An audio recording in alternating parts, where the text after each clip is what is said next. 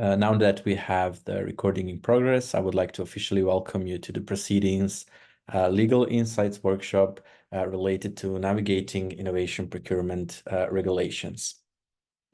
Today, we will be covering, of course, after this brief introduction of objectives and goals of the project, Todor Popov from Gabrovo municipality will deliver the workshop itself.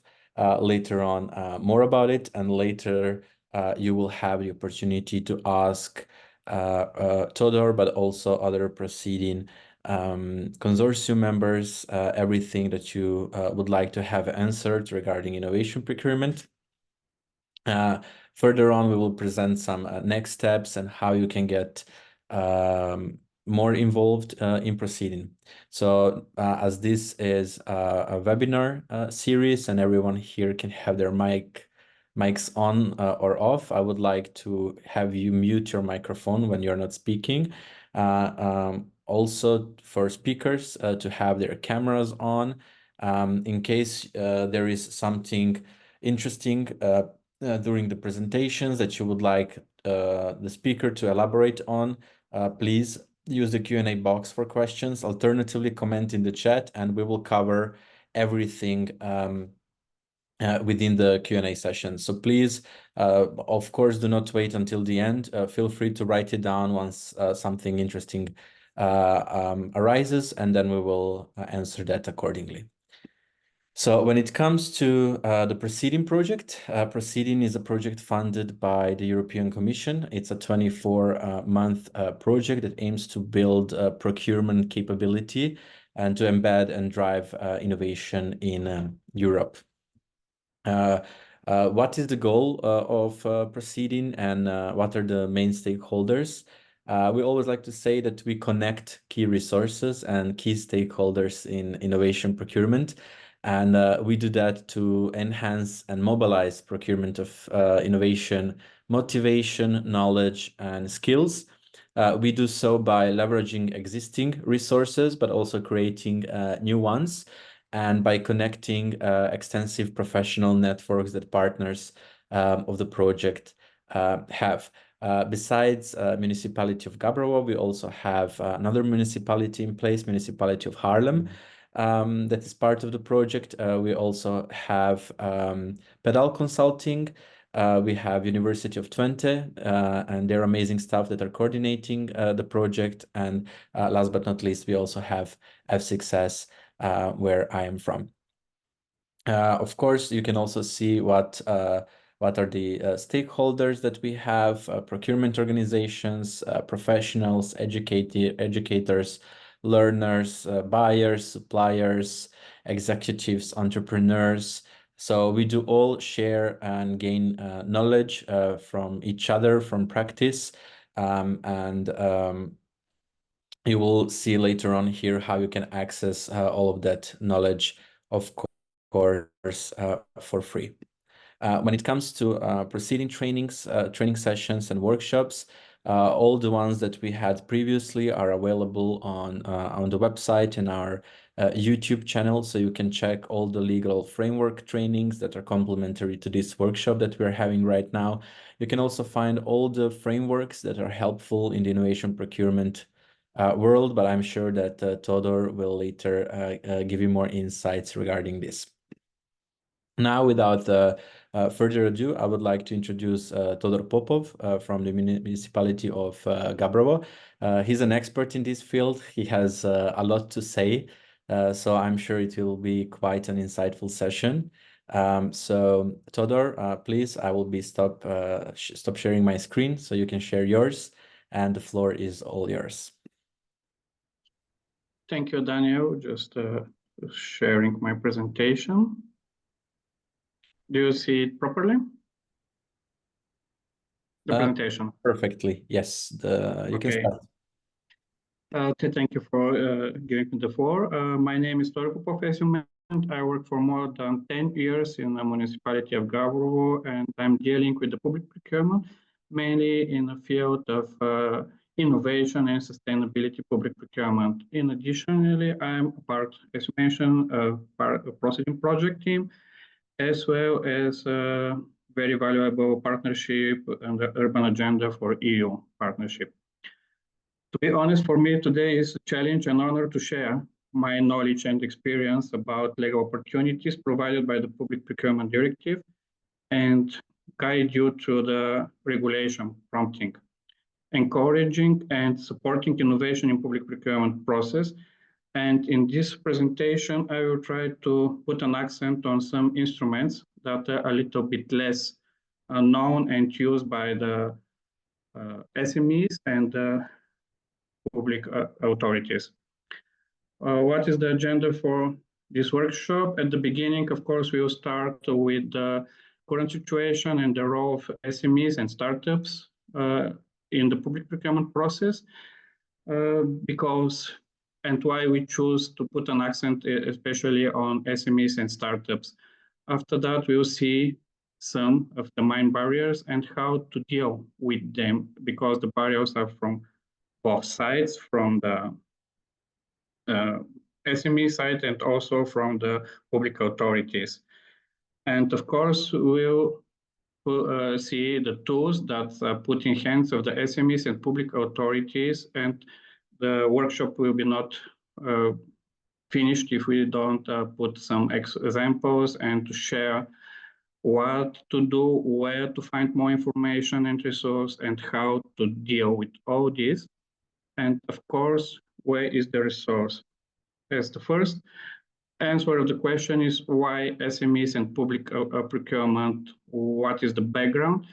And here on this slide, you can see one graphic with the role of SMEs in the public procurement process and why it's so important to involve them in the public authorities.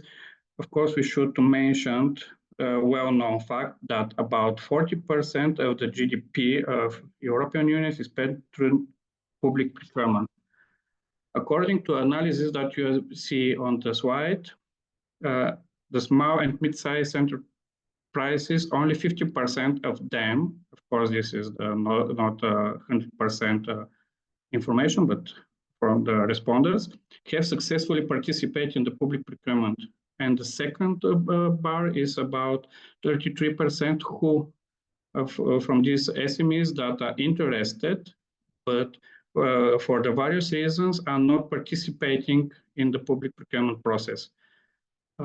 They're very important from our point of view because in SMEs, in startups, very often is the key for developing innovations and preciously, but they don't participate in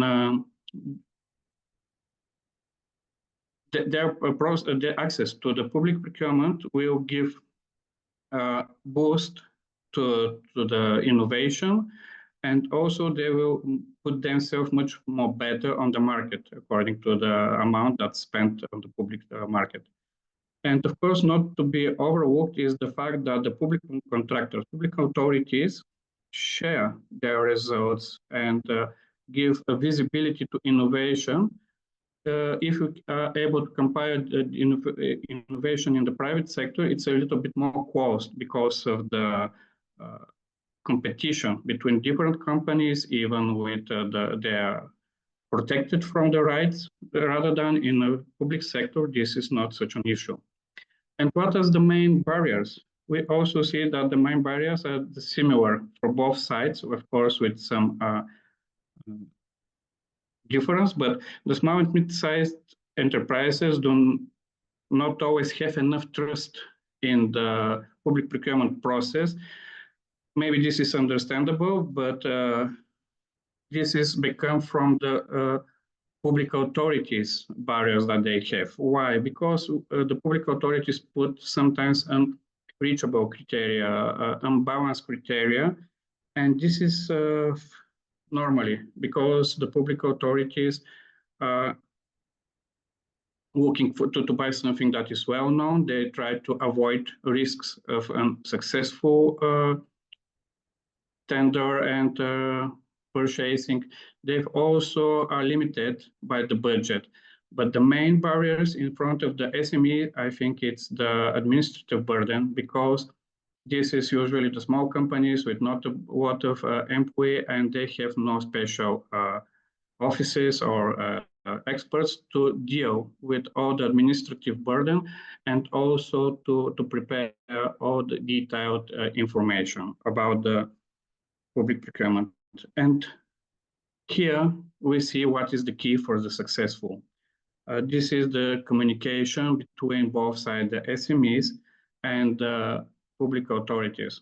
Market consultation and the dialogue is not forbidden, it's allowed.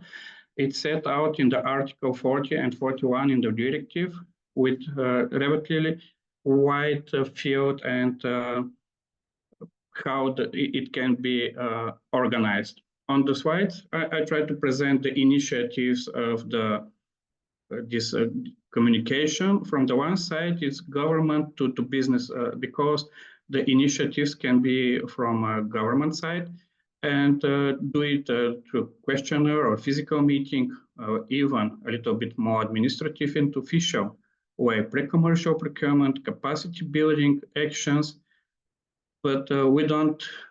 We should remember that the initiatives can come from the business to government, and it's a good practices if the organization of business, SMEs try to organize conferences, seminars, open days, study visit. All this is a way to meet the innovation, the business, and to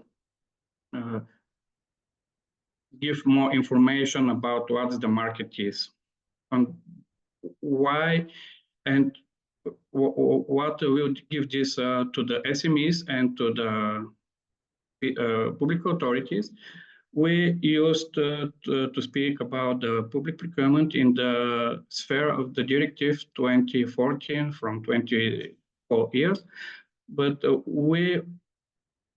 I think that we forgot that under the thresholds, there is a lot of money that are spent on the EU level, the national level, that not so transparency. I mean, it's not necessary. There is not in each legislation put the requirement to be publish the information of this. And on this slide, you can see these thresholds. They're not, I can't say if they are too high or too low, but I think that there is a lot of money spending under these thresholds.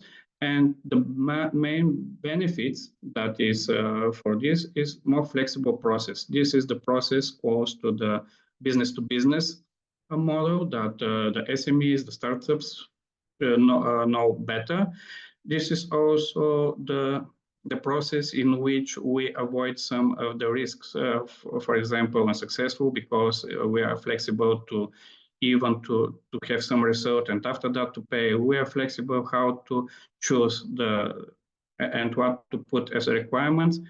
And of course, the weakness that business should be active is that this transparency is not always give the access to the potential stakeholders to know and to understand about what are the public authorities' ideas to buy and to receive a new goods and services. How to influence? Because this is the question. When we say that we need to involve the business in the process, they ask how to involve. On this slide, it's a little bit jokey, but what the public authorities know, we know very well. I mean, the local and the national government, we know very well our policies, our political engagement that we have. We also know our needs, sometimes not very clear formulated, but we know our budget, of course. We know, and this is the weakness, we know the goods and services already on market, but we are not able to reach the speed that the market is developed and the innovation on it. And of course, we know very well the procurement regulation and how to use it, but if we are interested in that, and also if we have good motivation and the best stakeholders on the other side. What business know? It looks like it's too less, but actually it's a lot. the business know the market, they know the innovation, they know the potential of the companies, they know how the goods and services are developed, how to upgrade, and how to meet the requirements of the public authorities if they are published. And of course, to meet all this knowledge, we need to have a communication and to work together. Here I will let myself to read some information from the questionnaire, because I was surprised when I started to prepare this presentation that most respondents, it's a quote, most respondents consult their local authority website to check for information concerning tenders over the EU threshold. That this is the official portal for public procurement is known by 28% of the respondents. Nearly 10% of respondents use Google, and nearly 9% prefer to not take the part of the tenders. This was strange, and that's why I put a picture of a screenshot of the TED EU tenders, because this is how the SMEs are able to leave their limit and to access to other countries, to other public authorities, not to work only on a local level. This is, of course, a possibility to reach a better market, also public authority, but why not to participate as a consortium if there are SMEs in a bigger tenders. And how to use this directive, what is important for the SMEs? Of course, it's important to keep an eye for the publication of prior information notice. In the next slide, we'll see what it means. Of course, they need to be active. They need to suggest the contract authority to modify the tender. Of course, it's not written directly in the directive, but according to the national legislation, this is opportunity for the influence on the tendering process. Of course, the preliminary market consultation, and why not innovation brokerage. What is the prior information? The prior information is opportunity that the directive gives to the public authority to put in advance their plans for procurement through the publication of prior information notice. This is the idea of this is to give information to the market, to the business, to prepare themselves, to know what is expecting to be happen on the from the public authorities, and there is the main information about the future contract. I'm put on the slide. I will not read it all, but the main information, how to influence on this. The public, the SMEs, the business can get in contact, as we mentioned, it's not forbidden, and to suggest even to change the good or the service, or change the buying with the service providing, not instead of goods. Of course, this should be follow the main rules of the directive, to be transparency, and not to give the priority to any companies or business. And what I mentioned in the previous slide, influence on the published tender, this is a national regulation that is provided. I tried to investigate several legislation. I know, of course, the Bulgarian one, but also I find it in the Croatian Public Procurement Act. I think that I found something similar in another, but because I'm not sure, I don't let myself to put on this slide.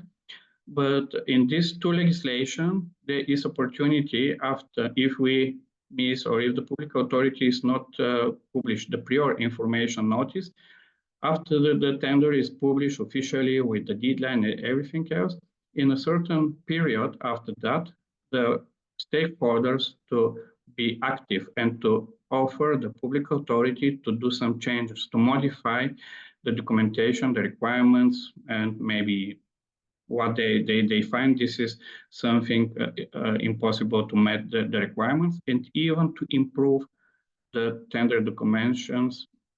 So this is also an instrument, but here the proactive should be the market. And here we go already to something that is regulated by the directive. This is the market consultation. This is also the very flexible, and as I mentioned, I put the accent on this workshop on the instruments that are flexible, that can be used to reach the best result, and that are not so wide used. The market consultation, as I mentioned in a few minutes ago, it's set in the Article 40 and 41 in the directive, and it is so flexible that we are not necessary to have the official administrative burdens and barriers, everything. We need just to do it transparency. And as you see on the note, we are able to use all the communication channel, everything else, but we need just to guarantee that this is not provided candidates any preferences and in the future. And here is one example from Helsinki. As I mentioned, we have both. We have the policy and the public authority know what they reach. Here, the example is this. We have the Helsinki plan for carbon neutrality till 2035. And they try to find how to reduce harmful local emissions and engage nodes from the work sites. They do the market consultation, and as I have 30 minutes, I will not go deep in each example. That's why we have our PROCEDIN resource bank and everything. But just to check that to achieve this objectives, the city of Helsinki is trying to increase the zero emission and low emission machinery and transport vehicles in construction project. It is very important when we try to organize something, especially from the public authority side, to put the clear messages, because if this is a long-term policy, this gives the market the freedom to invest and to improve the machinery in this case, and to offer the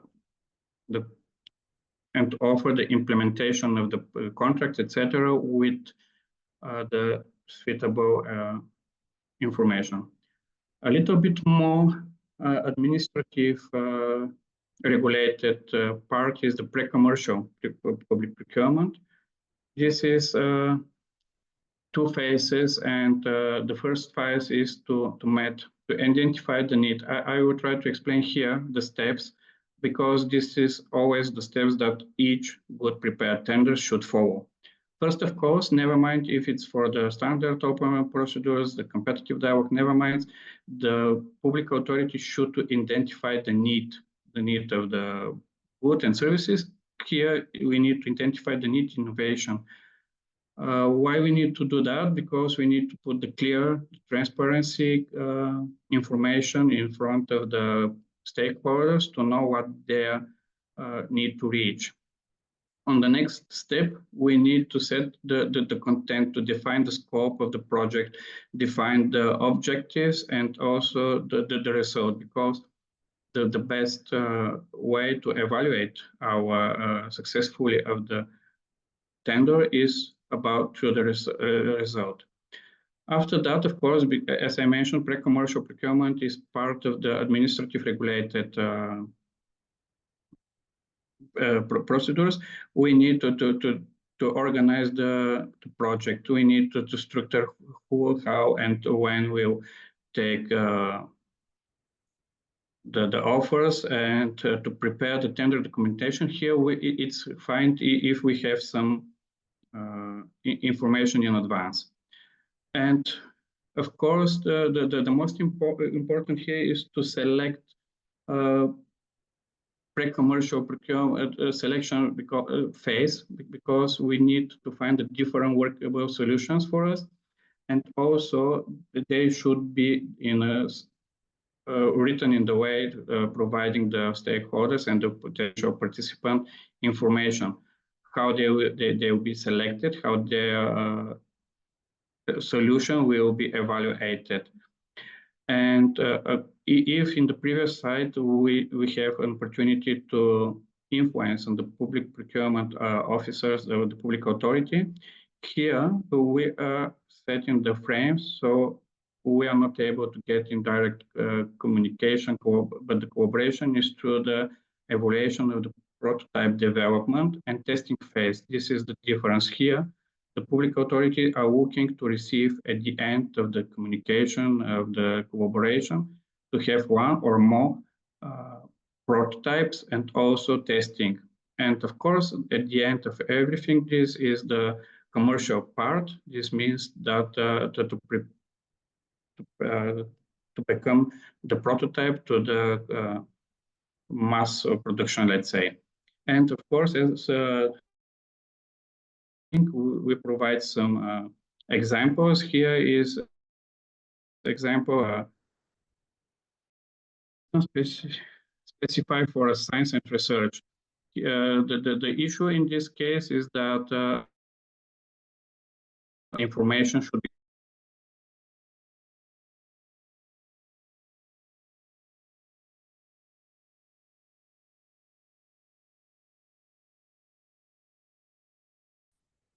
challenges on the same place. Of course, in our resource, you will be able to find the deep information about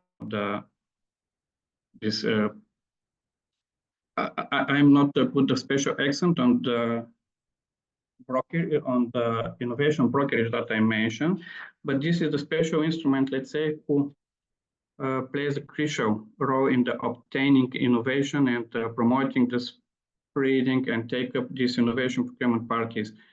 Innovation brokerage is something like the bridge or challenges agent that's connect the public authorities need with the market. And if I give an advice to SMEs, it's very important to try to connect with or to see if it's possible to get in contact with innovation brokerage, because this is the third part. It's not part of the commercialization of the process. They don't provide any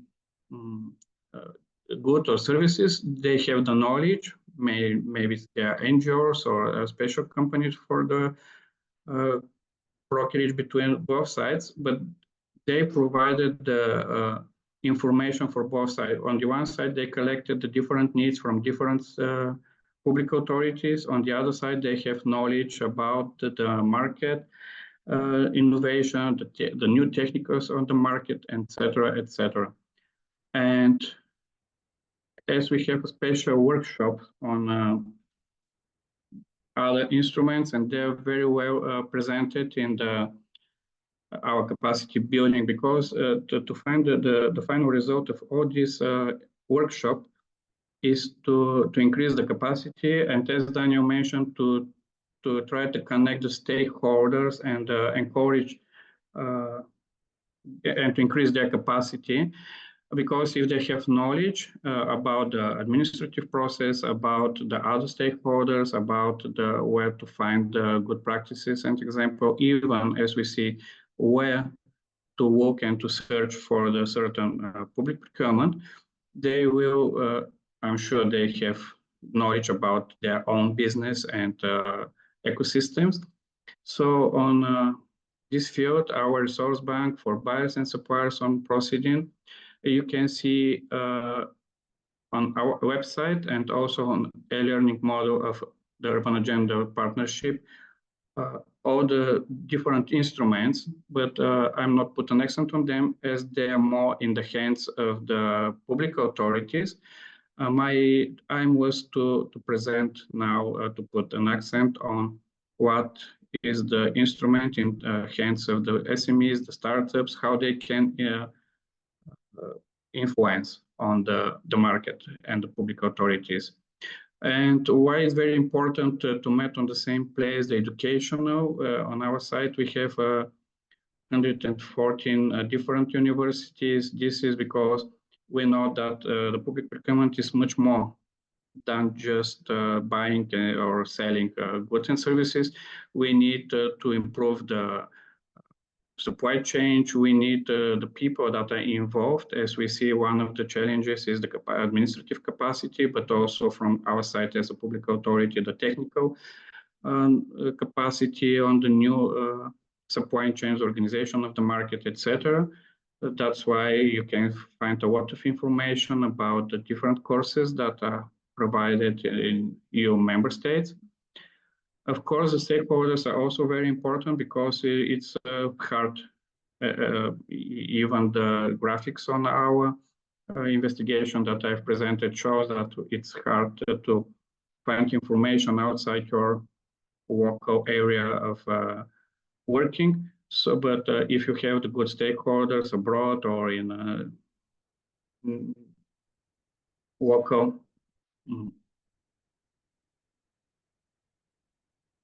local area, you are able to reach a new tenders, and so everything this you can find in our website, and also, as I mentioned, a learning model. Daniel already presented our consortium, so for now I finish. So sorry, 5 minutes in advance. So maybe if you have any questions. Thank you very much, Todor. Now, of course, we'll be open to questions. If anyone would like some clarification. Also, if someone from the PROCEDIN consortium would like to add something, feel free to do so. In case you would like to have a question, we're an open group, so feel free to speak up.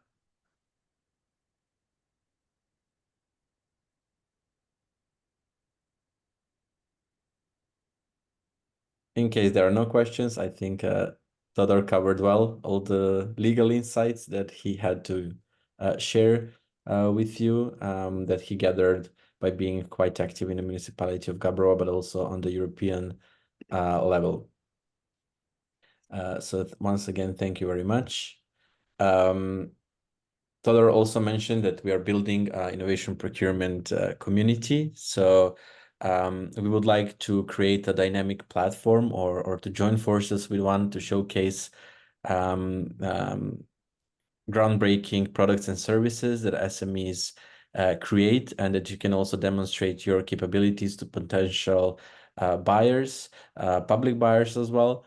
Also to provide you with capacity building opportunities, such as workshops like this, and training sessions, and make sure that the navigating the procurement process is not as painful as you think it is.